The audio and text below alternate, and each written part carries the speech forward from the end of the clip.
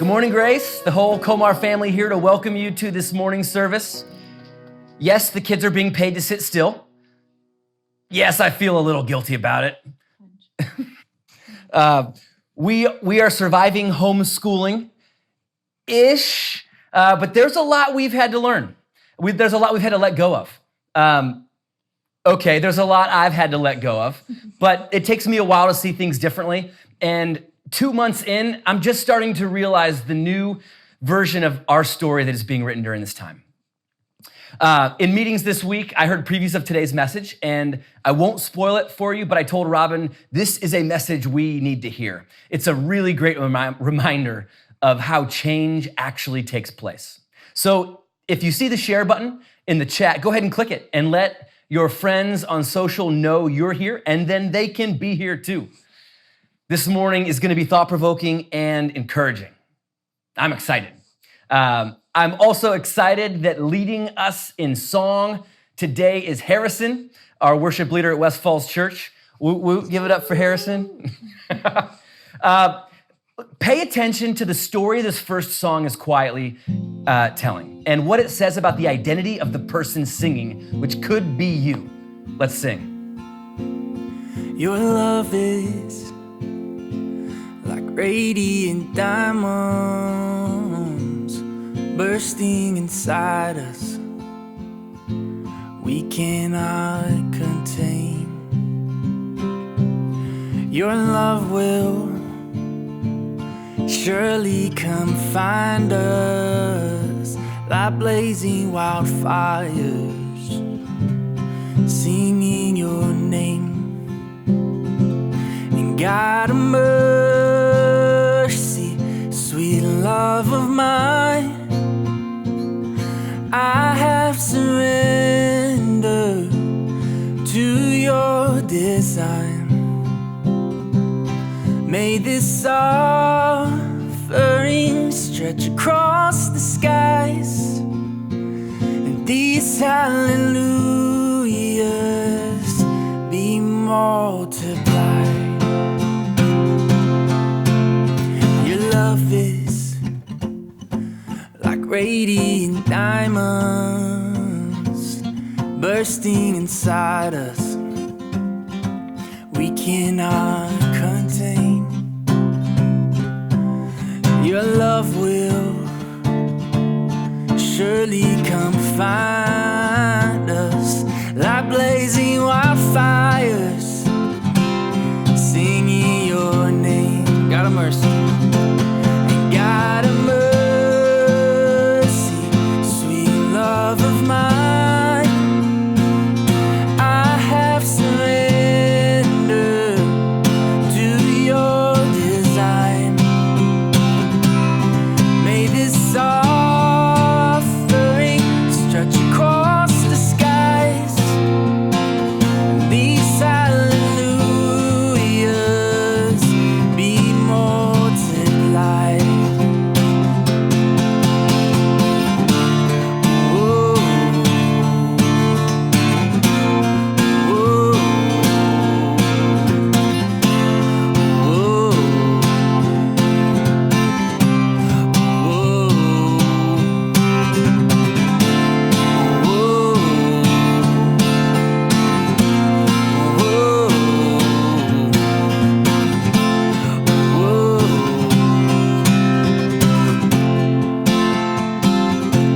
And God of mercy, sweet love of mine, I have surrendered to your design. May this offering stretch across the skies, these hallelujahs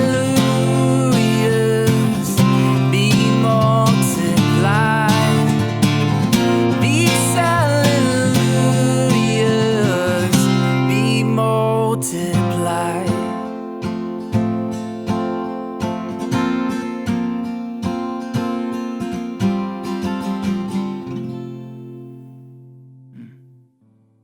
We're singing about something great this morning. Is the thing that put breath in our lungs and to put love in this world. So sing with me about our great Lord.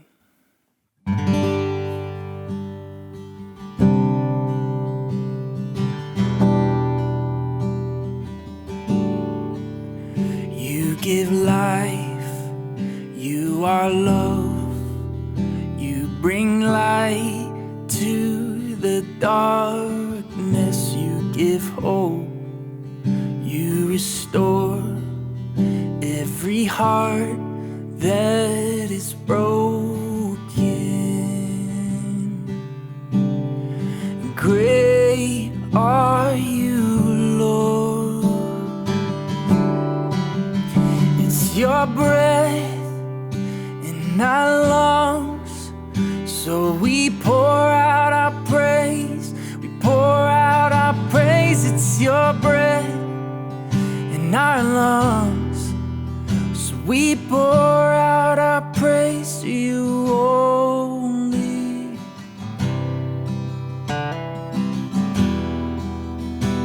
Oh, you give life. You give life. You are love. You bring light to the darkness. You give hope. You restore every heart that is broken. And great are you, Lord. It's your breath in our lungs, so we pour out our praise. We pour out our praise. It's your breath in our lungs, so we pour out our praise to you only. It's your breath in our lungs, so we pour out our praise. We pour out our praise. It's your breath in our lungs, so we pour out our praise to you only.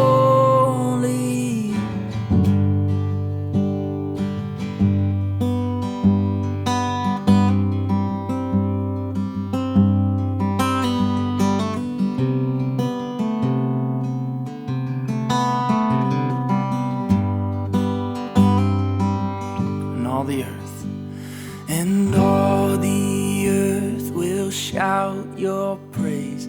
Our hearts will cry, these bones will sing.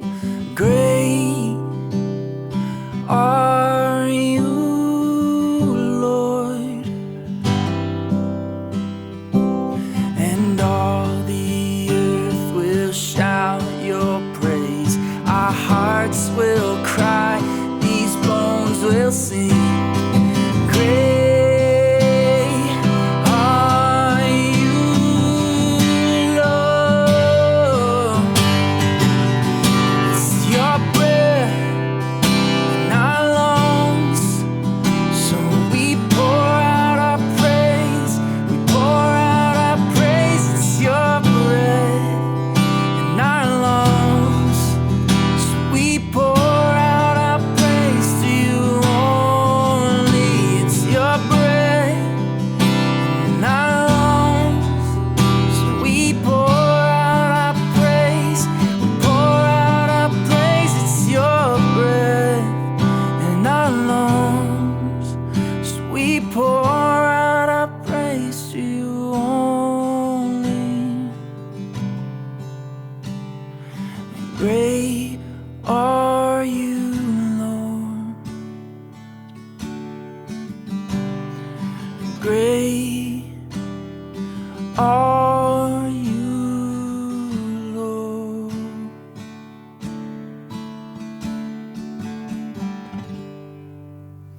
I invite you during this next song to try to tap into perfect peace. Don't let your worries and anxieties get in the way of knowing Jesus and experiencing that peace that we have in Him.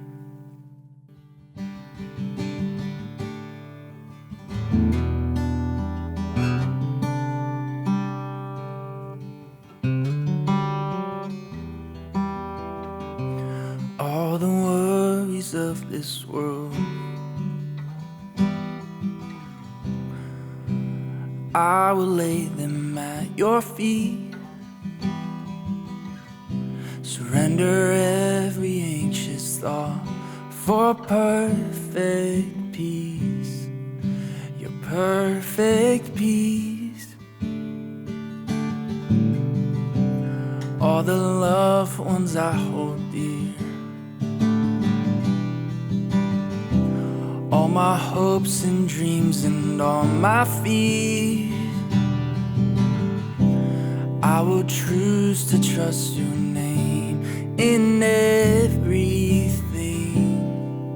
in everything. I will look up, for there is none above you, and I will bow down to tell you that I need you, Jesus, Lord of all. Jesus, Lord of all. I will take you at your word.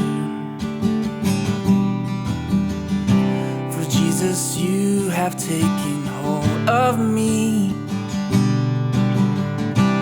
All my life is in your hands. You are my strength. You are my strength. I will look up. I will look up, for there is none above you. I will bow down to tell you that I need you, Jesus, Lord of all. I will look back to see that you are faithful, and I look ahead, believe that you are able, Jesus, Lord of all. Jesus, Lord of all.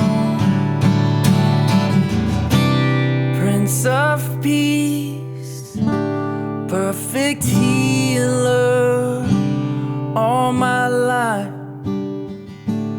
all my cares on you, King of Kings, mighty Savior, all my life, all my cares on you, Prince of Peace, perfect healer, all my life, all my cares on you, King of Kings, mighty Savior, all my life, all my cares on you. I will look up. I will look up, for there is none above you. I will bow down to tell you that I need you, Jesus, Lord of all. I will look back and see that you are faithful. I look ahead, believing you are able, Jesus, Lord of all. Oh, you are Jesus, Lord of all. Yeah, Jesus, Lord of all.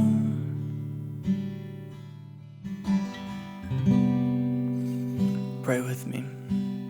Father God, we thank you for your perfect peace that we can tap into this morning, wherever we are. You're constant and you are good. We ask that you be with us this morning as we listen to this sermon. Help us to be open-minded and able to take in what you have for us. In Jesus' name, amen.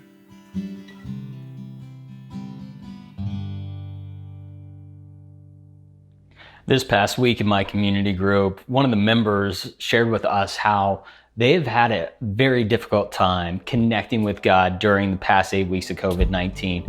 See, they used to have a routine of coming to church every Sunday morning, and it made it feel special, this routine. And the people that they would connect with changed kind of their experience and encounter with God.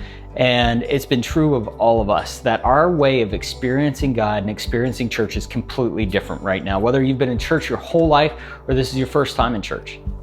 The way that we engage with God is different now than it has been in any part of our history. See, the church has always been from day one about people and not a building. But so many of us are disconnected from people. And when we're disconnected from people, it's easy to get disconnected from God. Andy Stanley has this great quote. It says, "Your friends determine the direction and quality of your life." Do you have friends, people who are pulling for you and praying for you? People who've got your back. They're willing to help you through some of these life's challenges, through the daily struggles. They're pulling for you. And do you have people who are praying for you? People you're connecting with God together with. We want to invite you to a 4-week journey that we are doing through a letter that Paul has written. Paul was one of the greatest leaders in the church, and he actually writes this letter from prison, a type of house arrest. You and I feel like we're in some type of house arrest right now. He writes this letter from house arrest, and in it, he gives this community in Philippi a look of hope, an opportunity to engage joy and share love despite their circumstances, and that's something you and I both need. And so for 4 weeks, we're encouraging you to get connected with a group of people, the right group of people that will help you connect with God and find some meaningful relationships in this time where church is completely different.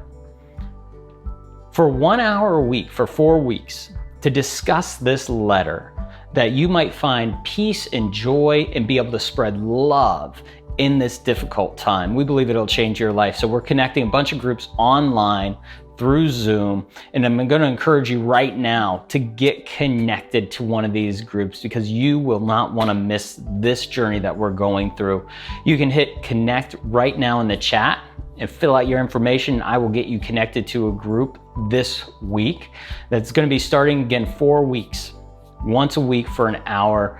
You won't want to miss it. You know, it's one thing to engage on Sunday morning, get some content, and it's a whole nother thing to have a group of people to rally around you where you can engage and ask questions and see how people are doing and discuss faith in real time. And we're asking you to do that because we believe that when you connect with this letter and you connect with a group of people that are pulling for you and praying for you, your faith is going to take off. Now this morning, we're continuing in your slightly improved life. And John is going to talk about the power of your environments and people, the people you have in your life as your faith. And so as you listen to this message, ask yourself, what could be different? If I had a group of people in my life that was pulling for me and praying for me, what could be different? That's our prayer for you. That as you engage with these groups, everything would begin to change and your engagement and your experience with God during this time would begin to take off.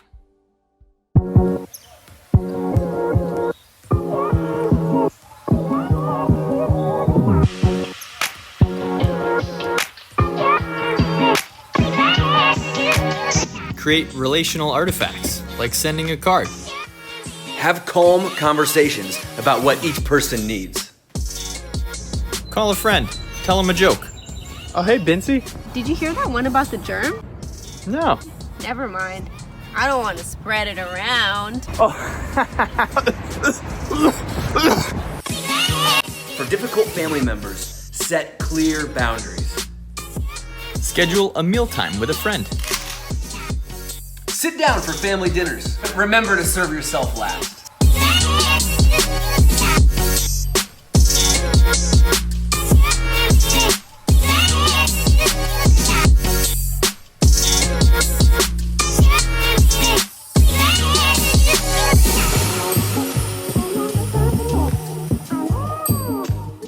Welcome to Grace Live, everybody. Thank you for participating in this service today. Another great life hack video, which is all about relationships, which we need to keep together right now. We need our relationships to be strong. So thank you so much, team, for putting that together. All right, today we want to talk about how to motivate people to change. How do you motivate change anyway? I mean, at some point in your life, you're going to want to motivate somebody to change. Could be a neighbor, could be a friend or a family member, could be a Republican or a Democrat, could be your spouse.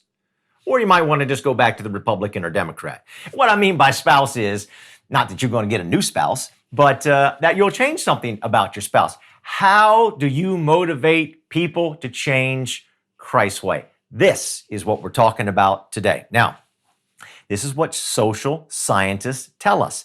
Here is what the data from the social scientists are showing us. It's really important. Nagging doesn't work. Now, I must pause right there so you can call into the room whoever you need to get in the room. And I'm going to say it again, so go ahead and call them or get on your phone and say, hey, tune on Grace Live real quick. Didn't know you was talking about this today. Okay, so I'm just kind of rambling for a second for you to do that. All right, here we go. Now, hopefully they're in the room. All right, ready? Nagging doesn't work.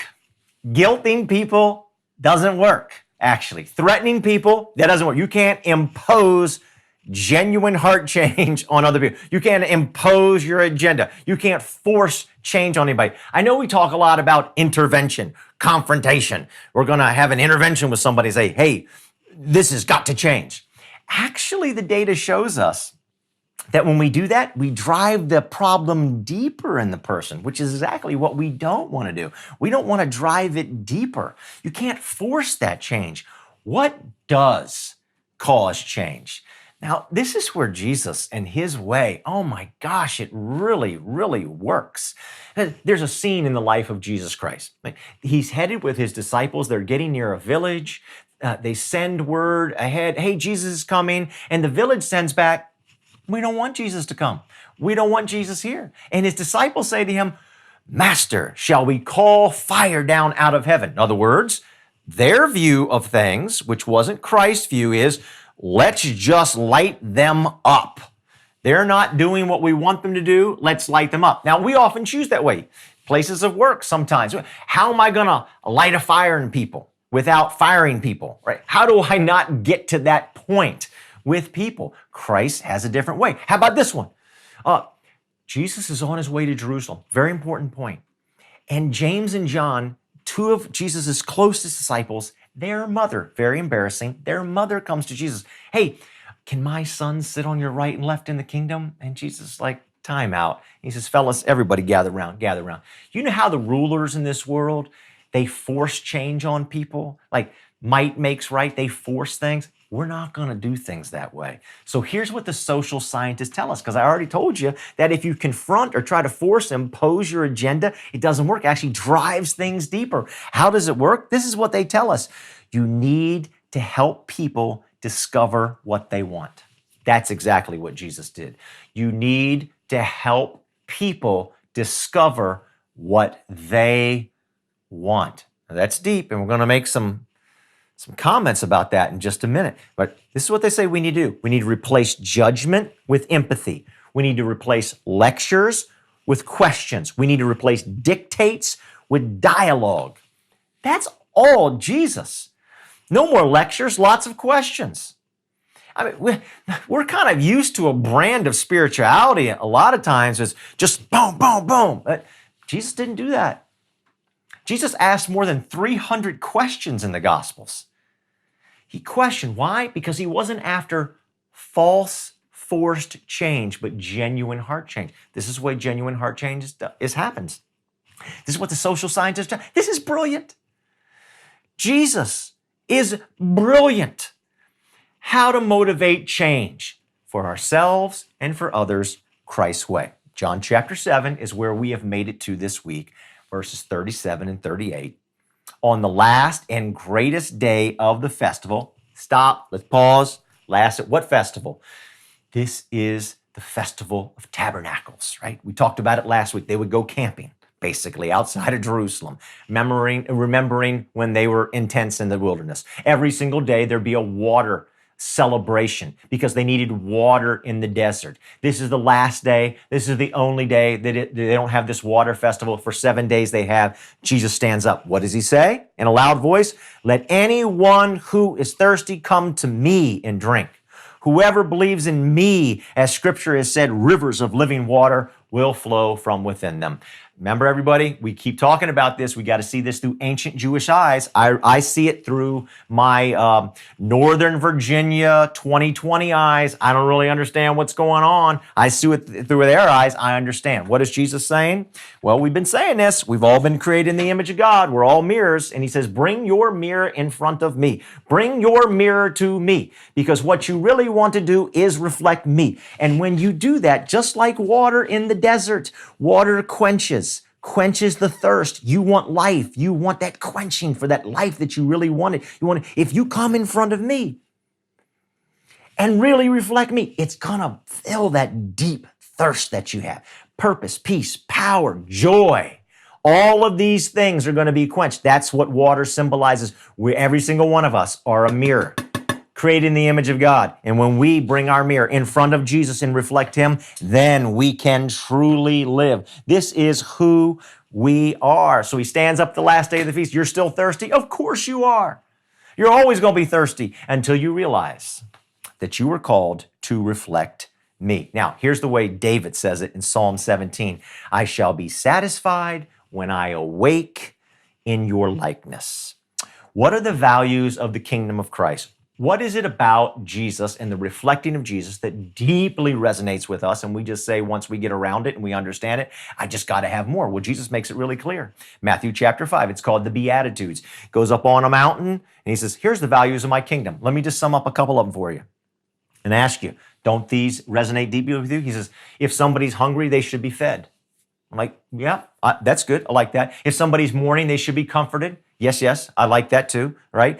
Somebody who's a peacemaker should be celebrated. Good, yep. Those who need justice should receive justice. Yes! Those resonate deeply. Why? Why do they resonate so deeply with us? Because we share the DNA with Jesus. Now, there's a lot of talk about DNA today, doing ancestry tests and all that kind of stuff. Do you realize that you share the DNA of Jesus? That the deepest place within you comes from Jesus Christ. This is what Paul says to us in Romans 11. He says, for from him and through him and to him are all things. We came from Jesus to live for Jesus. We will return back to Jesus. Your DNA is Jesus Christ. Don't be confused about that. Your deepest DNA comes from Jesus Christ. Look, I prayed for my kids from the time they were born that they would see themselves through the eyes of Jesus Christ. Now, I love my kids. I want them to see themselves through my eyes, but I'm imperfect. And the deepest part of their DNA, they're mirrors, they're images of God. That's what they've been called to be. So I want them to see themselves through the eyes of Christ, because if they get that right, they'll find true joy for living. That's what we really want. So then you got to say, well, why is there all this nagging and threatening and guilting going on in this world? Because we are confused.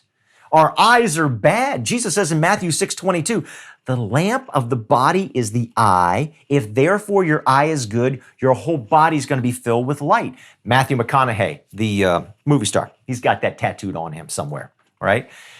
Eyes of the body. If your eyes are good, your whole body is good. What, are your eyes okay? Luke 4, Jesus starts his whole ministry by standing up in the synagogue of Nazareth and says, I've come to open blind eyes. Why? What's the big deal with blind eyes? I mean, all kinds of other things. It's a metaphor for how you see yourself and how you see the world, how you see other people. Are you seeing yourself the right way? If the eye is messed up, everything's going to be messed up. Okay? Look, I work for UPS in Arlington. Arlington County is the smallest county in America, the smartest county in America, and has the most ridiculous street plan in America. And when I work for UPS, people come to me all the time and says, man, I can't figure out where I am. I'm like, well, we're in North Arlington. You need to be all the way down in South. I'm like, oh my gosh, this is so crazy. But there's a few things about the framework of the streets in Arlington that we just need to understand. Route 50 runs right down the middle. It separates North and South. If you have a zip code that ends in an even number, you know you need to be in South. If you have one end in an odd number, you know you need to be up in the North. There are a few things about the framework we need to understand. The same thing is true with the Bible. There's some things about the framework of the Bible we just got to understand or it's going to frustrate us. Genesis chapter 1, they're created in the image of God. You, I, we, every single person created in the very image of God. They're happy. God says it's very good. They're walking around the garden. All they're doing is reflecting. You get to Genesis chapter 3, what happens? Their eyes go bad. They saw the tree. The knowledge of good and evil means they experienced evil. They experienced sin and shame. Their eyes were open, we're told, and now they had an identity theft. And now they had an understanding that they weren't created in the image of God. They were created in the image of themselves. So by the time you get to Genesis chapter 5 and Adam and Eve have a son and they name him Seth, it says these really important words. Seth was born in the image and the likeness of Adam and Eve. He wasn't. Identity theft took place. And you know what? Everything went south from there. Because when we think that we're created in the image of Adam and Eve, when we've been deceived to that point, all hell breaks loose. Things just go bad. And that was a terrible, fear-filled world to live in. It was Darwin, totally. Might makes right, only the strong survive. Natural selection. I mean, it was a world that you would not want to be in. And that world changed radically with Jesus Christ because he healed people's eyes. Why is there so much talk in the Bible, everybody, about death and about being reborn? I mean, why does Paul say, I want to be crucified or I was crucified with Jesus Christ? Why do I want that? Why does Jesus say you got to lose your life? Why does Jesus say you got to take up your cross? What exactly is it that needs to die and be born again? Well, Jesus says in John chapter 12, and this is really important. We're going to eventually get into John chapter 12 because we're going to go all the way through the Gospel of John. But in John chapter 12, Jesus says something really important. He says, unless a kernel of wheat goes into the ground and dies, it won't bear fruit. What's that mean? Here's what it means. Unless a kernel of wheat is willing to give up its false identity in order to become its true identity, it will not experience everything that God has created it to be. Are you willing to give up your false identity that you were created in somebody else's image out there? I don't care who. Are you willing to let that go and say, you know what? My DNA, my identity is in Jesus Christ. That's where I'm going to find my deepest fulfillment. That's what I long. It's like a caterpillar. It's got to give up its identity as a caterpillar in order to become a butterfly. Now, I want to read you a quote from Saint Irenaeus, okay? And here's why Irenaeus is so important. Because you got John, the writer of this gospel, and he knew a guy named Polycarp, an early church father, okay? John dies, Polycarp's alive, and at the end of Polycarp's life, he gets to know Saint Irenaeus, okay?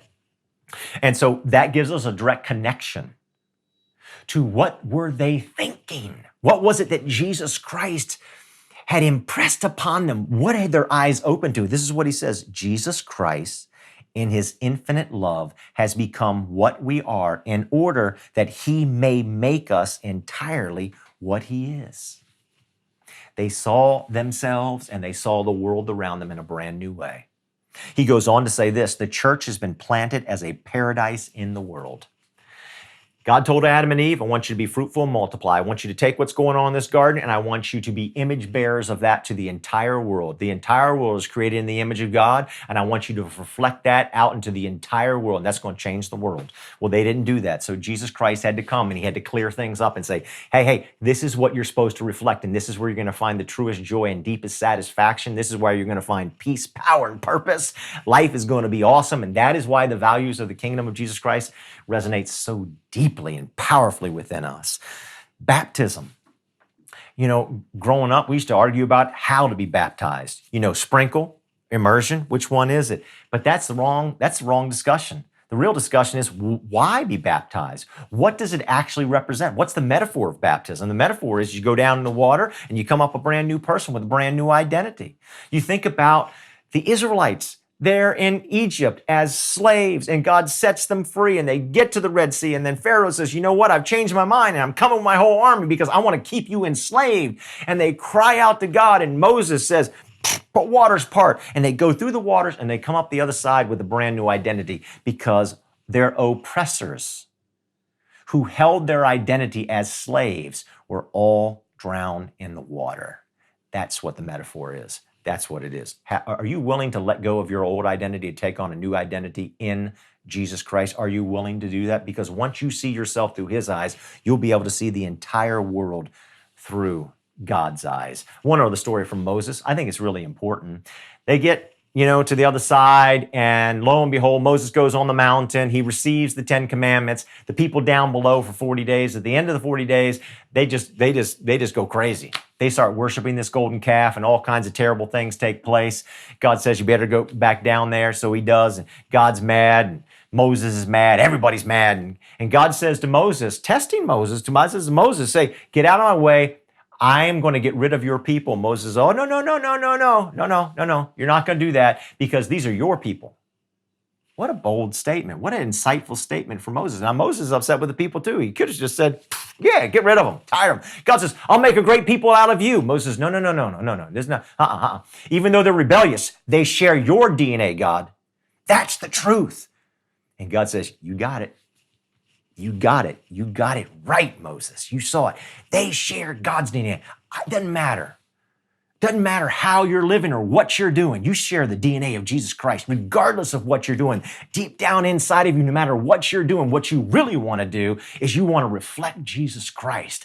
Moses, he got it. Jesus, we talk about Jesus, Jesus would hang out with all kinds of people, and the religious leaders would say, what are you doing hanging out with those sinners? If you were really from God, you would know you shouldn't be with them. Now, I used to look at Jesus and say, well, he was kind of rebellious that way. That was cool. I kind of like that. But I don't really think he's being rebellious.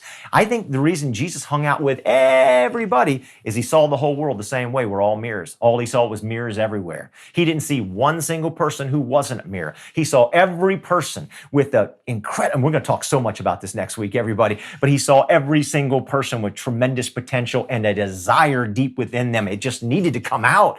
They just needed to get in front of Jesus, and all of a sudden they would realize, oh my gosh, this is what I want. He saw every single person as a mirror for him. Just like Romans 11 says, we've come from God to live for God, and we'll return to him.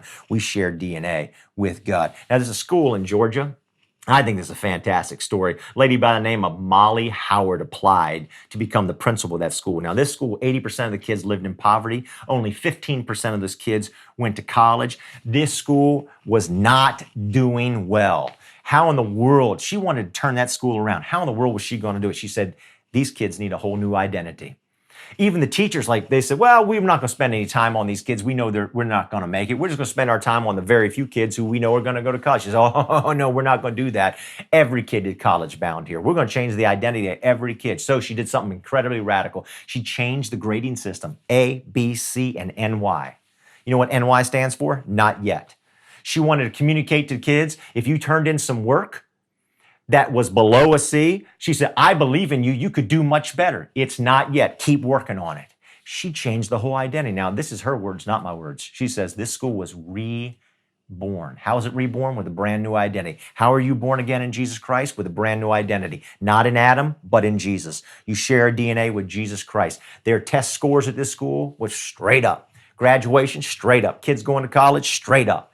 And out of 48,000 people who applied to be the number one principal in America, Molly Howard was chosen as the number one principal in the United States of America. Everybody, here's what's really important. Once I see my life through the eyes of God, I can see your life through the eyes of God. And that totally changes the way I go about trying to motivate you. Jesus saw mirrors everywhere. Now, Jesus Christ, he ascends to heaven and he says, I'm giving all authority to you, his disciples, to go out and to be reflectors of him. How in the world do the disciples, given the fact the religious leaders were throwing them out of the temple, given the fact that the most powerful force on the face of the earth, the power of Rome had set its sights on the Christian movement, says, we don't want any part of this, we're going to stamp this thing out. How in the world did this Christian movement rise up and actually take over Rome? In the Colosseum today, there's a huge cross in the same place where Christians used to be killed. How did that happen? Because the disciples, their eyes were healed. They saw themselves and they saw everybody different. They saw mirrors everywhere. And they sought to motivate them to change them. They went to people and said, this is what you truly want. Rather than saying, you got to do this. rather than saying fear more. You know, fear more is Adam's way of doing things. The most popular phrase in the Bible is fear not. That's Christ's way of doing things. And they went and they saw mirrors everywhere. They said, you want to, deep inside of you, you want to reflect Jesus Christ. Now, Philippians chapter 2, which we're basing, Pastor Parker's about ready to talk about this in just a second.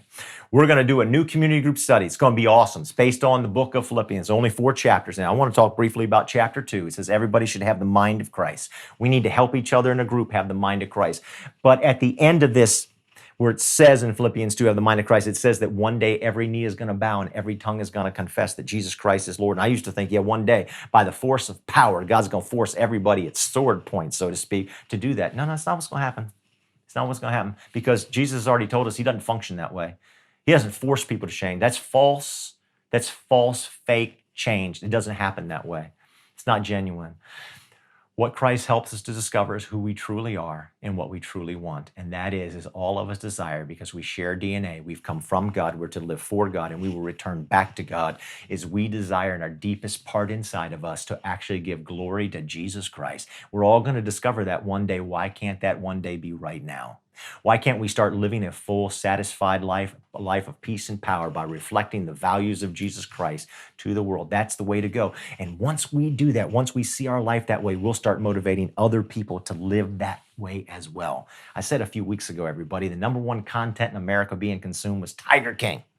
You know what it is today? All that's ended. Tiger King is over. It's now The Last Dance. And I say yes, because I love basketball. I think it is awesome. And the 1990s Bulls, oh my gosh, if you could have gone to a game in Chicago in the 1990s with the Chicago Bulls, would it get any better than that? That place was on fire. And here's the thing, you'll see that. I'm sure you're watching The Last Dance. You know that Michael Jordan, his coach was Doug Collins. And Doug Collins, his idea, his strategy was put the ball in Michael's hands and everybody get out of the way. Well, Phil Jackson, they never won a championship with Doug Collins, right? They won 6 with Phil Jackson. Phil Jackson says, no, we're not going to do it. We're going to take the ball out of your hands, Michael. And Michael didn't like that. And Collins and Jackson's Phil Jackson says, look, just trust me. Trust me, Michael. You want to win a championship? I want to win a championship. Here's how we're going to win the championship. And both of them wanted the exact same thing. Listen, you want the exact same thing that Jesus wants for you. He wants you to experience abundant life, fulfilled life, a satisfied life. He doesn't want to take something away from you or impose something upon you. He wants you to be full on life. Just trust him. Start reflecting him. I know some people have come along and brought misunderstanding and thrown a bunch of stuff on your mirror to confuse that. But my goodness, if you'll dig down deep and you understand who Jesus is, you will realize that you really want to reflect him. Trust him. I want to end with this story. It's about a writer by the name of Amy Sutherland, and she was given an assignment to write about animal trainers. Now, here's the deal going into this story. Her own personal life, here's what was going on. She was miserable. She wasn't going to get a divorce, but she was miserable because her husband was doing a lot of stuff that she didn't like. Leave dirty clothes all over the place, smelling the place up, hover over top of her in the kitchen when she was cooking. He would drive too fast. He was always late, and she wasn't going to get a divorce, like I said, but she was frustrated. She's that, well, I guess this is just the way it is. So she's on this assignment about animal trainers, and she realized she's looking at a monkey who's riding a skateboard. And said, how in the world did you get that monkey to ride a skateboard all over the place? How did you get that to happen? Well, you know what? It starts with very, very small steps. Animal trainer puts a skateboard inside the monkey's cage, and if the monkey doesn't freak out, the monkey gets a mango. When the animal trainer puts it in the cage, the monkey's willing to touch the skateboard, the monkey gets a mango. Every little tiny step along the way, you're feeding that monkey a mango over and over and over again until eventually that monkey's riding a skateboard through a half pipe. And a light went off in her head. Oh my goodness, could I try this on my husband? She saw all kinds of powerful things take place. She saw out in California this trainer who lined up 6 elephants, could line them up in a straight line, and on his command would make all of them urinate at one time. Now that's power. How did the trainer get all that power? Because the trainers do something called approximations. What you do is every little step along the way you praise it, and you keep praising it, and you keep reinforcing it, and you over and over and over again, you lift up. You lift them up. What do they want? They want the mango. They want the reward. How do we motivate people for change? is we let them know this is what you truly want. This is what's going to bring you true joy. And so you question like Jesus did. And you help people discover that you don't nag, threaten, or guilt. That's Adam's way of doing things. Jesus asked questions. What do you really want? What are you really looking for? And so Amy Sutherland, she ends up writing this article. Here's the title of the article: What Shamu Taught Me About a Happy Marriage. It became the New York Times #1 emailed article of all time. And I think she wrote a book based on that same thing if you want to check that out. Why am I saying all this? Everybody, not until you see yourself through the eyes of God, then you can see other people through the eyes of God. You realize you're surrounded by people who are mirrors, who want to reflect God. And then with that mindset, you go to them and you help them discover what they truly want to discover is they want to reflect Christ. They actually want to do Christ-like things. We help people discover. We don't force that upon people. Don't do that. It doesn't work. It drives the problem deeper. Instead, you have to gain the eyes of Christ. You've got to have your eyes healed so that you can see other people the same way. Until that happens, we are never going to motivate people Christ's way. But man, once you do, life is going to be really awesome. Now, we're going to end this series next week with John 8, verse number 12, where Jesus says, I am the light of the world. And we're going to end on a kaboom. I mean, this is going to be awesome.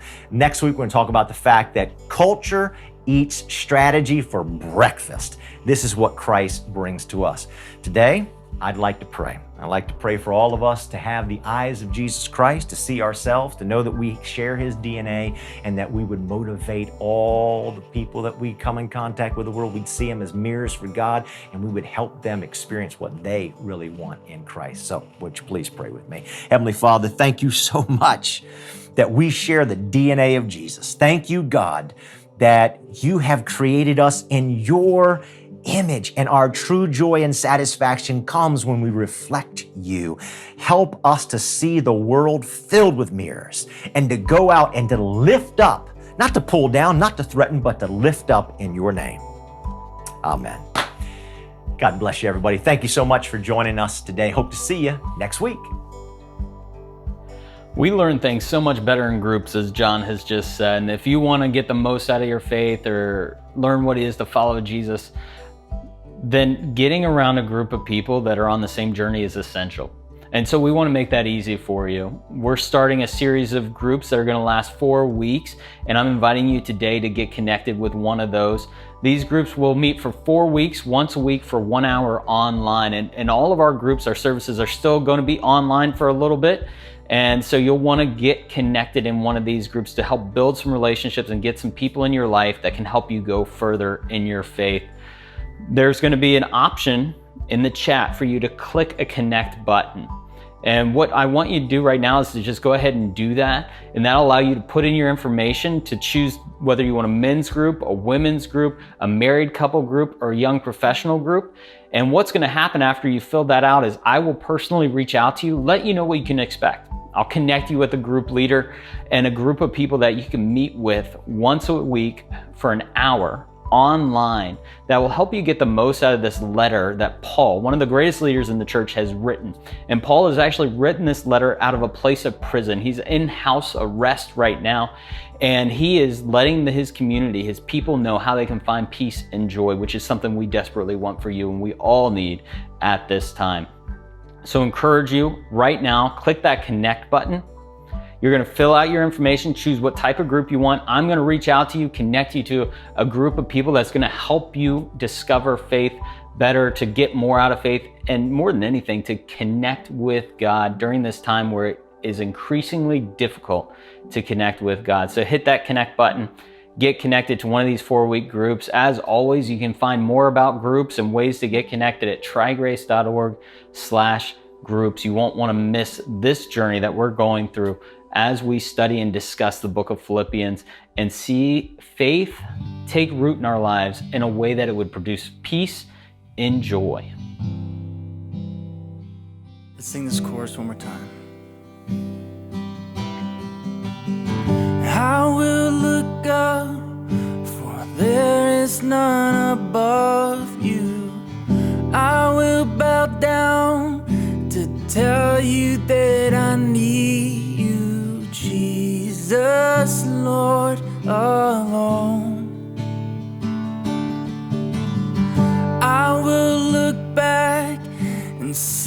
that you are faithful, and I look ahead, believing you are able, Jesus, Lord of all. Jesus, Lord of all. You are Jesus, Lord of all.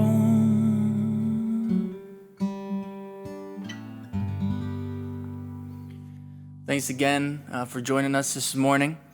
If you may be wondering what a church is for people who don't go to church, John's going to talk about that right after this, so stick around. Thank you. Have a great day, and hope to see you next week.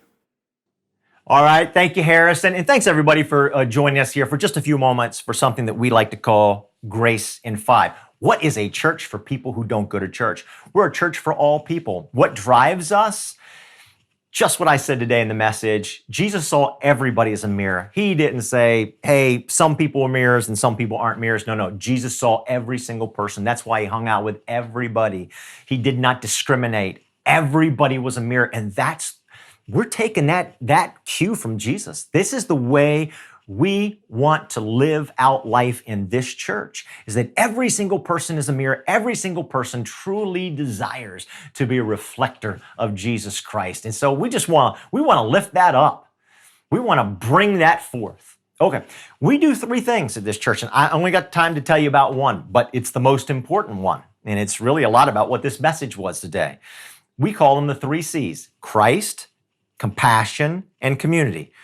Christ, compassion for us is serving, and community is about getting in community groups or improving our relationships. Something that we talked about earlier today. It's so important that we're in community because that's where we learn to reflect Christ better. All right, let me talk about the one thing that I really want to talk about, and that is the first C, Christ, which is the catalyst for everything else. We just really want to understand Jesus in the context of Christ. We don't want to put our context and our culture on Christ.